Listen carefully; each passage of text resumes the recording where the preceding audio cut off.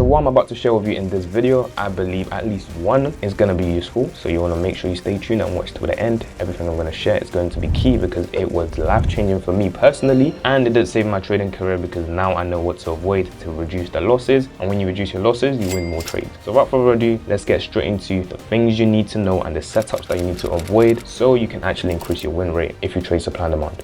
So the first would be avoiding setups that formed as a result of the win of a previous setup. Now look at this. Right now we have a demand zone. This demand zone right here looks good, and you can see you would have entered right here, for example, stop loss down here, and then let's just say a quick 1-to-1. Boom. You hit a quick 1-to-1, and now you have another setup right here. Boom. And you would say, most people would like this because it shot up very well. You have 2 candles, high volume, sweet. So now you might want to take this one as well on top of that, but now you will see exactly what happens when this occurs. Boom, you have your setup right there. Price taps in the zone, you're looking for your entry, you go with a break of candle entry, boom, wherever your stop loss is, let's say your stop loss is just here, you're looking for TP up here, and overall it didn't really play out. Now how I like to look at this is price has already been here. This demand zone already caused a lot of volume. When people bought there, it's already happened. Price going back there again, it is usually less likely that it's just going to happen again, because think about it, right? The reason there was this huge blue candle right here is because there was a huge volume of buyers. Price isn't just going to come there again, shoot up again crazily, come back again, shoot up crazy. Like, it's just not going to keep repeating it, so it just doesn't happen. So most of the time, if you have a setup that already won and then it forms another demand zone, you need to keep an eye out. So always look at the demand zone and see, did it just happen randomly, or did it happen because of another setup is the result of that, if that makes sense. You can see, for example, the actual initial setup itself, which is this one, this just happened out of the blue, meaning that there was just an aggressive buy at that point, and then it formed the actual setup, and then would have entered and then taken it nice and easy. But this happened as a result of this setup. So I hope that's pretty clear. Let's move on to the next.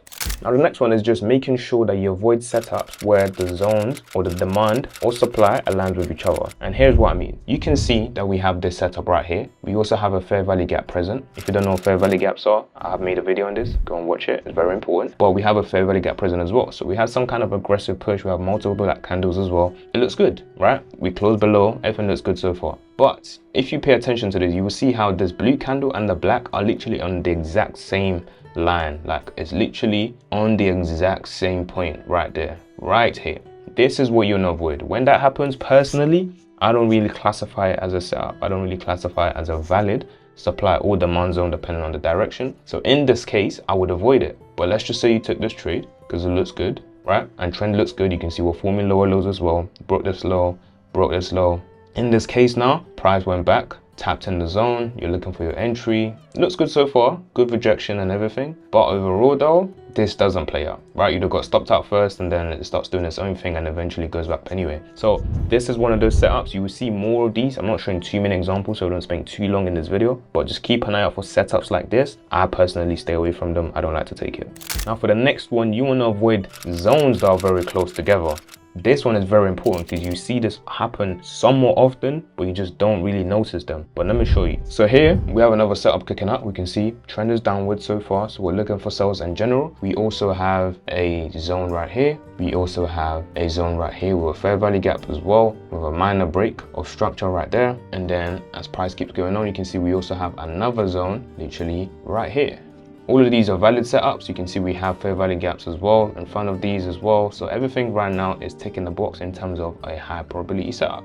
We have 1, 2, 3. Ignore this one, price isn't going to go back there, but we have these two. This is the primary focus. When you have zones close like this, sometimes not even this close. Sometimes it might just be like still this close. This is pretty close in my opinion, but this is like extreme case of they're extremely close. Most people would want to take this setup anyway, because of the rejection or just FOMO in general, right? They don't want to miss a setup. So you see price taps into the zone like this. You get a black candle, you're ready to go. You're looking for your entry. You enter right here, stop loss right here, or even outside the zone, either way, wherever you want to do it. And then you would have been tagged in just like that. You can see we did get the break of candle. You'd have been tagged in just like that, and then it just shoots up straight away. Some people, I don't know why you would ever do this, maybe put your stop loss above both zones. I think that's a bit wild. Don't do that, because then if you're going to do this, why not put it above this as well?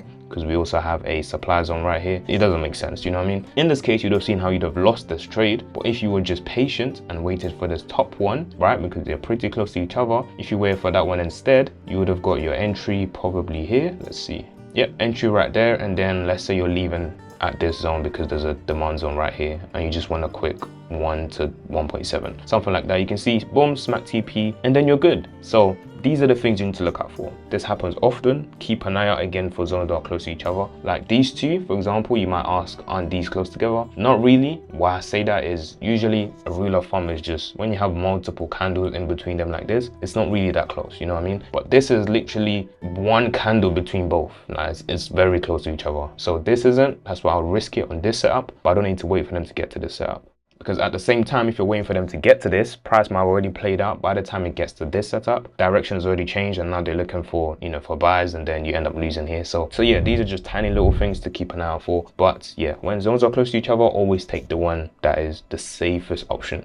Now the fourth thing is to do with your take profit, and this is just looking out for upcoming supply and demand when you actually enter your trade. So using an example that I just went through, you can see how I said my TP would have been here. Not because, you know, this is a backtest and I've already seen this before, but you know, just this is just basic common sense. But let me go through it, right? In this case, most people like to take our TP as liquidity because that's probably what they learned. So you want to go for down here. Fair enough, but I wouldn't want to risk it because I can clearly see that there is a demand zone right here and there is another demand zone right here. Why am I not leaving at this top one right here? Simply because it's less than a 1-to-1. I'm not gonna, you know, take anything less than a 1-to-1 basically. So because it's less than a 1-to-1, I'm gonna take the chance and at least wait for it to get here. At the zone right now, you can see right before they tap the zone, it's a 1 to 7.3. So what you can do in this case is either leave the moment it taps the zone, so literally leave as soon as it hits 1 to 7.3, or I would look for a 1 to 2 within the zone, which is still not too far away. That's it. I'm not aiming for the lowest close in this case or liquidity because it's just too far. Price is going to react to the zone one way or another. It happens all the time. We don't know how they will react, but it might react and shoot all the way up, stop you at break even, or it might react and just stop you out. So why take the risk? Because you're trying to look for liquidity as your TP, or you're trying to aim for 1 to 16. Now, it's just, there's no need. Do you know what I mean? Just play according to what you can see. In this case now, the safest bet will just to leave at 1 to 1.77. That's still enough money if you go of good account size. In this case, we hit that in literally 2 candles and then carry on. If you did aim for 1 to 2, you'd have also hit your 1 to 2. Get what I mean? After that though, that's kind of it. GG's. That's it. So this is one example, but let me show you another example of this. This is a GE setup. Right now, price would have tapped in and you would have got your entry, right? This is a very, very clean supply where you can already see it. Very, very nice. Price would have tapped in and then you're looking for your TP. At this point, you have a demand zone right here and you also have a demand zone right here. Now, based on the one I told you earlier, let's just assume, this is just kind of off topic, let's just assume you're trying to take a buy. Which one would you go for? I'll give you 2 seconds. This zone or this zone? All right, I'm going to assume most of you guys said this zone. This is a clear example of me saying the zones are too close to each other. So don't take this one, wait for it to get to this one. If it doesn't, fair enough. If it does, you'll be happy that you at least waited for this zone. Anyway, going back to the example I'm talking about looking out for your TP and where to leave at. In this case now, you want to leave right here. Here is the correct answer for this. You want to leave at this. And this is the most recent demand that will cause a headache for your trade. Price is going to react to this one way or another. You don't know how. So in this example, I'm looking for at least a 1-to-1. Can I hit a 1 to 2 within this box? I can't. So I'm just going to wait for the 1-to-1 and take my 1-on-1 basically. That's what I'm going to do in this case. Just because I don't know how price is going to react. If it's going to go up, stop me out first, carry on downwards. If it's going to hit me at break even, carry on downwards. We don't really know. But I do know that it's going to react somewhere one way or another most of the time. In this case now, we get tagged into the trade and you can see playing around. And at this point, we've been tagged in. We were at TP. So I would have been out of this trade at this point. Most people, again, I don't know if you're going for liquidity, you want your 1 to 2, you want to go for the lowest low. It's just not going to happen. There's too many things that are just going to cause this trade to play up. As soon as it tapped the demand zone, it started reacting and pushed all the way up, stopped you out, and the rest is GG's. And then you can see exactly what I'm talking about, right? It then carried on coming back downwards again. So yes, the direction that you want the price to go in might be correct. Your analysis might be right. but look out for demand zones or supply zones that's going to affect your trade, because it might stop you out first, then carry on your way. Unless you're going to make your stop loss this wide, then maybe, but why would you do that? You get what I mean? So overall, this is something to look out for, and I promise you this is going to help you to win more rather than getting in trades. It goes your way and then you lose, and then you're annoyed at why this is happening. And for the next, this is simply making sure your setups has a breakup structure. So we have an example right here. We have a demand zone which is nice and clean. We can see prices forming higher highs as well. Very, very good. Now, what do I mean by breakup structure? Breakup structure is basically just price closing above or below the previous swings. Now, just looking at this, you know, in basics, we can see that price did this, went all the way up, kind of played around for a little bit, got down here and went back up again. So what do I mean by breakup structure? For me, price has to close above the previous swings. This was an initial swing right here, and price, this swing right here, closed above it. So we have one swing right there, we have another right here. So these are higher highs that are forming right now because price is obviously going upwards and we're looking for buys. So that's why we're focusing on the higher highs. In this case, we can see price has closed below here, and then there is this one where price did not close above. Let's look into that in more detail. We have this setup right here. Price did not close above this. It got there, but you can see two attempts, this blue candle and then the next one, they just didn't go above this line right here. It didn't close above it. So you would have seen this setup anyway. Multiple blue candles, fair value gaps is present, price is forming higher highs, you're happy and you're laughing and you're ready to take this trade. Your stop loss is right there. Maybe you're aiming for TP in this case, like this, right? Something like this. Now, it's not a bad trade overall, but you still got stopped out anyway, because what this means, if you're looking at this, you need to see this as price is tempted to go all the way up, to close above. Remember, closure is basically almost like buyers accepting this price and it keeps going up. So they just didn't accept the price above here. It went there, but no one accepted it. It wasn't holding, so it closed at this most recent high right here, but it didn't close above it, right? It didn't close above it, so this means that there was kind of a rejection after that. So what me seeing that, it means that this isn't really like, it's not giving me another reason to why price would want to go all the way back up there again. You feel me? So in this case, we did get our entry, but we didn't even get a one-on-one. That price barely pushed at all, and you got stopped up beforehand. So these are things you need to look out for, just like the rest of the things I've mentioned in this video. Make sure that price is closing above every single time, not just wicking above, but closing above.